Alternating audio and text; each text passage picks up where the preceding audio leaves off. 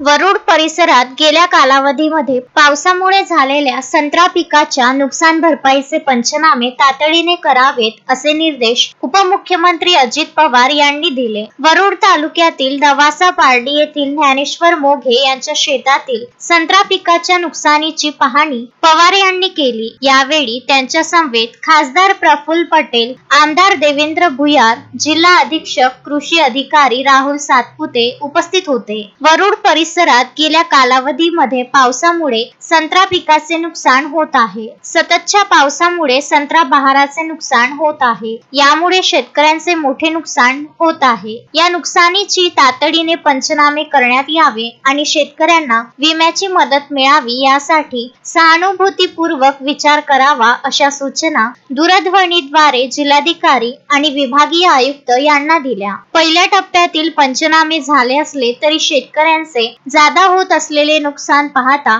दुसऱ्या टप्प्यातही पंचनामे करून तातडीने मंत्रालय स्तरावर सादर करण्यात यावे। शेतकऱ्यांना मिळणारी मदत मिळवून देण्यासाठी योग्य ते सहकार्य केले जाईल असे आश्वासनही त्यांनी शेतकऱ्यांना दिले। यावेळी पवार यांनी संत्रा पिकाबाबत माहिती घेतली। संत्रा पिकासाठी येणारा खर्च आणि त्यातून मिळणारे उत्पादन याबाबत माहिती जाणून संत्र्याच्या असणाऱ्या जाती, चवीने उत्कृष्ट असणारे फळाची जाती याबाबत माहिती घेतली। तसेच शेतकऱ्यांनी जनावरांसाठी हिरवा चारा उत्पादन घेण्यासाठीही पुढे येण्याचे आवाहन केले। Vidarbha news bureau, Amravati.